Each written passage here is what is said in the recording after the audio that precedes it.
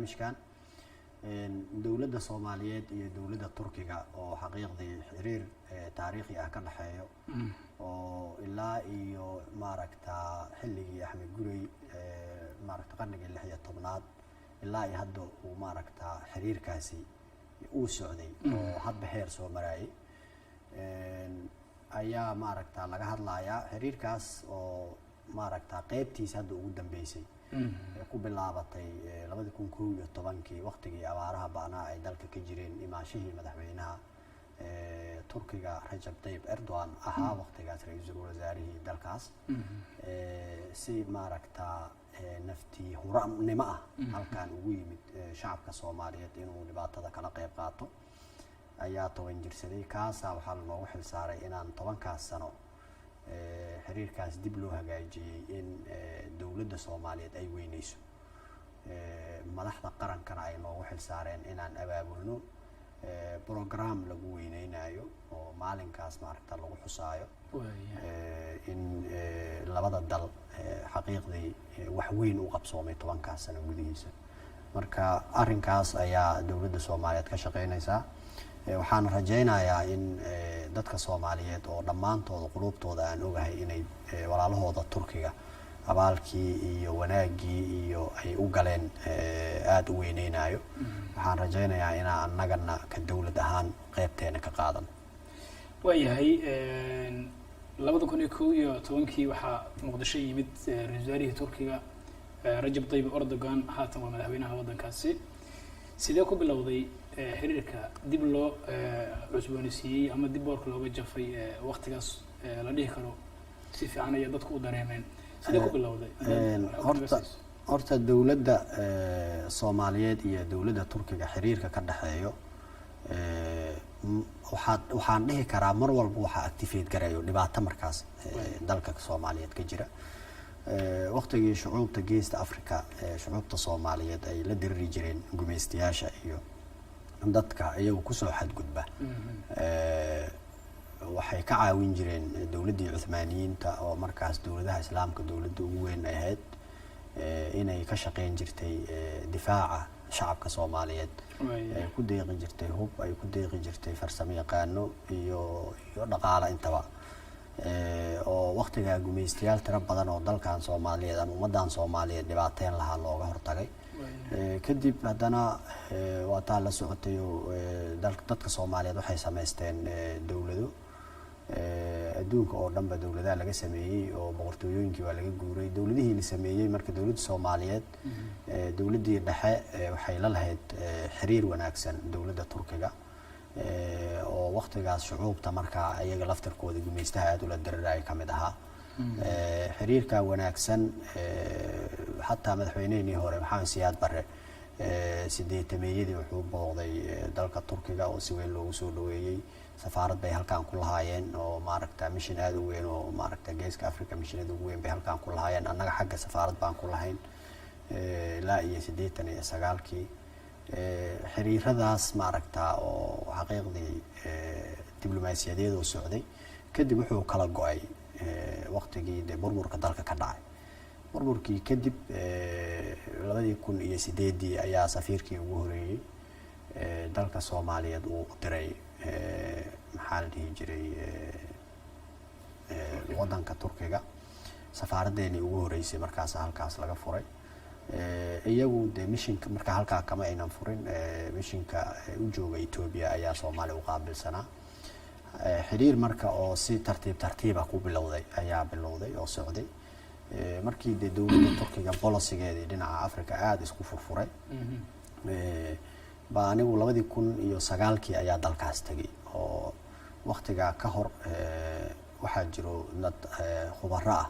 oo hadeer golaha shacabka ka tirsan kamida oo markaas madaxweynihii Sheekh Shariif oo waqtiga madaxweynaha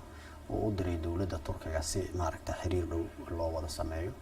booqasho oo heer maaragta head of state ayuu dawladdii ku meel gaarka ahayd uu hogaaminayo meesha ku booqday xogo xiriirkii waa soo furfuray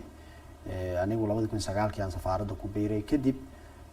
waxaa dhacday in dalka Soomaaliyeed dhibaato aad u weyn ka dhacdo 2011kii 2011 markii dhibaatada ka dhacday annagu madaxdii markaa joogto waxay nagu amreen inaan dowladda Turkiga aan wargelino dhibaatada Soomaaliya ka jirto. Khayr Allah siiya waxaa joogay kusimihii safaaradda markaas kusimaha mas'uulka ahaa Nuur Sheekh Xaamud. waxaan isla garanay inaan warqad u dirno dowladda Turkiga. warqadaan u dirnay oo leenahay dhibkaas dalka ka jiro wixii dalka Soomaaliya laga caawin karo halana ka caawiyo. kadib waxaa dalka yimid NGO-yo iyo maaragtaa hay'ado dawladeed oo qiimeynayo waxa dalka ka jiro. markay dhibaatadii arkeen waxay go'aansadeen in telefishinada dalka laga baahiyo Turkiga. waqtiga oo Muqdisho barkeeda ay haysteen shabaab culayskaas soo jiro ayay maaragtaa ka shaqeeyeen. kadib waxaa dhacday in aad ay u baraarugo shacabka Soomaaliyeed ay aad u baraarugaan. shacabka Turkiga uu aad u baraarugo oo waxa dhibka ka jiro meeshaas ay aad u culus tahay la dareemo. kadib waxaa dhacday in madaxdii dalka Turkiga si maaragtaa mas'uuliyad leh ay ugu soo jawaabaan hay'adihii dawliga ahaa oo ay ugu weyn tahay hay'adda Tika iyo Kizlay iyo Afad dhamaantooda la soo howlgeliyo halkaa loo soo diro. diyaaradii ugu horeysay oo halkaan aniga iyo nin hadda wasiir ku-xigeenka ah dalkaas oo Sardar la yiraahdo Tika madax ka ah halkaan ku nimid cunto bisil baan keenay. waxyaabaha qariibka ayaa ka mid ahayd diyaarad dhan oo dal hal intaas kilomitir jiro laga soo raraayo cunto bisil rooti iyo waxaas aan ku keenay. waayo waaqac markaa jiray gaaja jirta un baa la ogyahay waxa lagu xalina aad looguma maaragtaa baraarugsaneen. markaa nimid baan aragnay in dhibaatadii iyo wixii jiray isla eegnay baan waxaa isla gartay marka in si istiraatiijig ah dalkan iyo dadkan dhibaataysan loo badbaadiyo. madaxweynuhu wuxuu amray waqtigaas Erdogan inuu maaragtaa wax allaala wixii agab ah la gaarsiin karo ama maraakiib ha lagu gaarsiin ama diyaaradaha lagu gaarsiin ama kaash inta lala yimaado halkaan ha laga gado in dadkaas la badbaadiyo. shaqadii oo socota ayuu wuxuu go'aansaday inuu halkaa yimaado. waa xasuustaa madaxweynihii waqtigaas oo Sheekh Shariif airportkan kula kulanay meeshaasaan ku wargelinay inuu madaxweyne Erdogan uu imaanayo. asagoon aan ka labalabeen ayuu wuxuu yiri ha yimaado oo amniga duruufihiisina ay jiraan go'aankiisana leeyo ahaa. madaxweynaha waxa cajiib ah oo Erdogan oo waqtigaas ra'iisul wasaare ahaa wuxuu la yimid ilmihiisii xaaskiisii yani xaaskiisii aan iraahdo iyo dhammaan golihii wasiirada oo 8 ayaa diyaarad soo qaaday. 2 diyaaradood bay ku yimaadeen iyadoo duruufta amnigana la og yahay. waxyaabaha qariibka waxaa ka mid ahaa madaxda markaa waxaa inta badan la raaci jiray baabuurta oo Amisom. wafdigii dadkii asaga ka soo hormaray oo aan annaga Khayr Allah siiya wasaarihii markaas joogay Cabdiweli Gaas aan la fariisanay waxay yiraahdeen annaga waxaan rabnaa baabuurta caadiga inaan raacno. madaxweynaha baabuurta caadiga inuu raacno ma rabno in baabuurtaan qafilan oo waaweyn la raaco. marka baabuurtaas ayaa dalka dhan waxaa ka tiilay 11 xabo ayaa dalka markaas tiilay. riskigaas iyo wufuud intaan leeg oo 2 diyaaradood ah oo boqolkiiba 90 ay yihiin maaragtaa dad mas'uuliyiin basasaan ku qaadnay iyo baabuur caadi ah. 11 biruufaan oo helnay oo tiis ay ku jirto oo asaga raaci lahaa. magaalada dhan uu soo maray wuxuu soo maray maxaa la dhihi jiray kaamamkii waqtigaas dadku ay ku soo qaxeen oo duruufaha ka jireen. kadib halkaan markuu ka laabtay caalamka oo dhan waxaa Soomaali u noqotay meel mas'uuliyiinta adduunka ugu waaweyn ay imaan karaan. riskigaas asagoo u qaatay Soomaaliya albaab badan ay u furtay. baahidii markaa jirtayna wax weyn bay ka tartay. dhinaca kale markuu xagga ku noqday wuxuu dawladdii iyo wasiiradeedii ku shiriyay Istanbul. wuxuu u sharxay waxa meesha uu ku soo arkay adduunka iyo dawladdiisaba wuxuu ugu baaqay in maaragtaa la caawiyo Soomaaliya. duruufihii markaa asaga halkaan iyo kaamirooyinkii iyo wixii la duubay halkaa laga deynayay shacabkii Turkiga يعني 80 milyan qof walba wuxuu awoodo ayuu maarta Soomaali ku caawiyay malaayiin dollar baa loo aruuriyay. heer ay gaarto iskuulka dadka ilmaha yar yar tibiska wixii loo siiyo oo ay maaragta rootiga ku gadan lahaayeen oo maaragta iskuulka yanaana ku gadan lahaayeen inay sanduuq ku ridaan Soomaaliya loo geeyay ay yiraahdaan. marka meeshaas waxaa ka dhashay qalbiga dadka Turkiga iyo qalbiga Soomaaliyeed oo xaqiiqdii dadka Soomaaliyeed oo aad isugu furmay kadib waxaa la sii waday un maaragta wixii markii problemkii baahidii markaa taagneed wax badan ay ka xaliyeen oo ay nala xaliyeen kadib waxaa loo gudbay horumarintii iyo maaragta in dawladda Soomaaliyeed laga kaabo budgetka oo waqtiga 5 milyan bishiiba ku bilowday waxaa ku xigtay in wadooyinka la dhiso wadooyinka markaas uu soo maray oo soo laaban doona qaybta saada ma santa madal wasiir daawadayaal iyo dhageystayaal barnaamijka kulanka toddobaadka ayaa daawanaysaan oo inkaga imaanaya warbaahinta qaranka qodobka aanu ka hadlayno barnaamijka mawduuciisu yahay waa xiriirka toban jirsaday ee Turkiga iyo Soomaaliya oo dabcan maalmaha soo socda dawladda Soomaaliyeed ay u dabaaldegi doonto ama ay xusi doonto guddi loo xil saaray markaasi diyaarinta munaasabada weyn ee lagu xusayana oo gudoomiye ka yahay wasiirka cadaaladda ee haatan barnaamijka naga qayb galaya barnaamijka ayaan sii guda galaynaa oo hore ugu sii socon doonaa insha Allah way madal wasiir gudoomiye waxa ka soo sheekaysay marxaladii oo soo maray imaanshihii madaxweynaha Turkiga amray wasaarihii iyo ilaa soo gaarsiiyay in dawladda Soomaaliyeed gacan la siiyo dawladda Soomaaliyeed ay arkaysay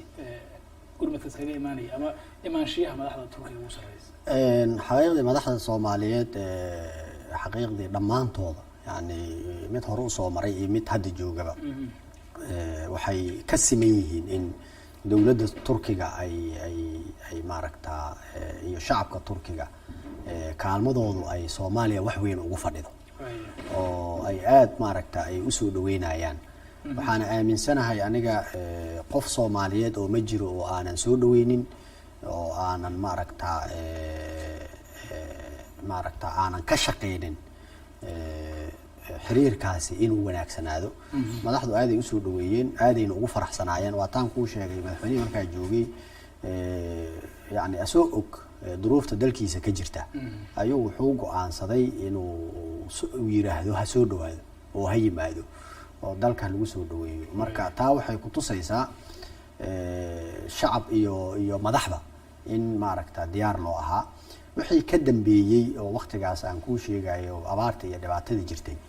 dad Soomaaliyeed iyo dawladda Soomaaliyeed baahida wayba haysayo cid walba oo soo gurmanaysay diyaar u ahaayeen inay u yimaadaan kadib infrastructure-ka iyo waxa dadka Soomaaliyeed oo lala qabtay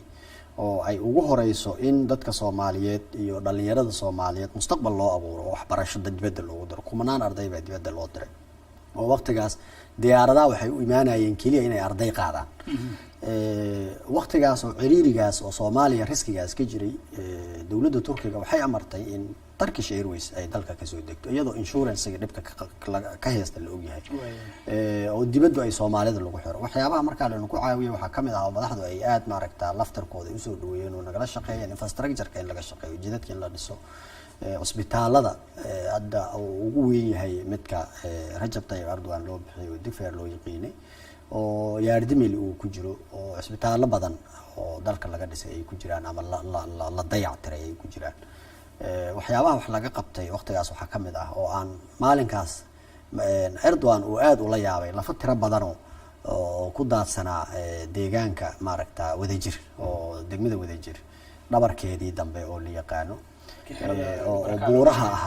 buuraha ahaa lafaha buuraha ahaa mashiinay u keeneen lagu baabi'inayo waxaas waxaa kamid ah waxyaabaha waqtigaas nagala shaqeyn magaalada qashanka in laga qaado oo hadda maaragta nadiifka ahaan arkayno waqtigaas wax badan bay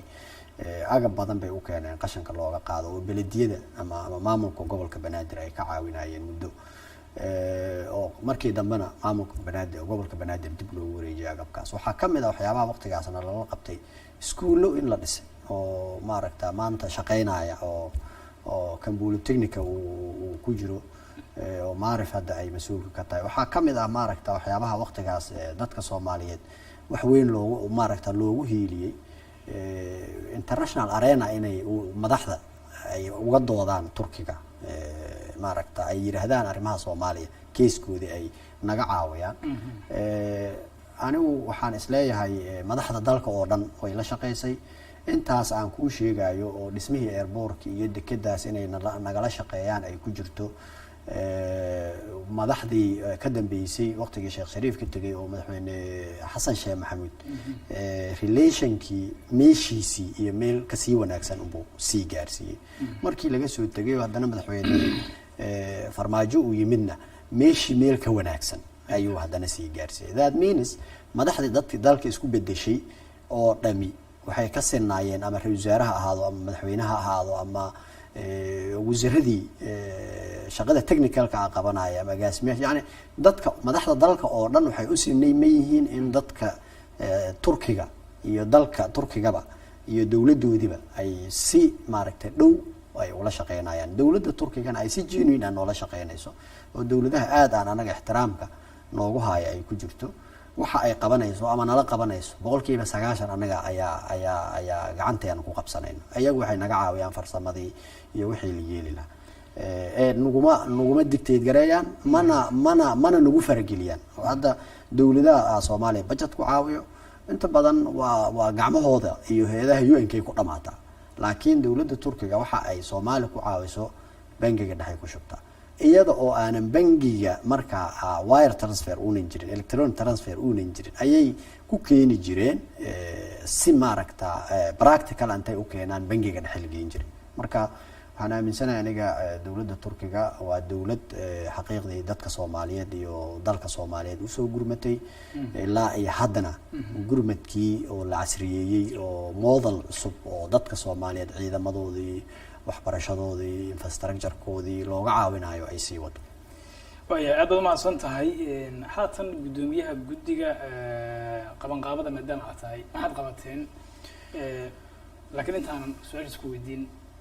dadku waxay doonayaan inay su'aalo ka weydiiyaan arrintan aan ka sheekaynin xiriirka. Dad ayaa qad ku jira oo farsamada ila wadaageen marka aanu yeerno. daawadaha qad ku jira. Halo, assalaamu calaykum.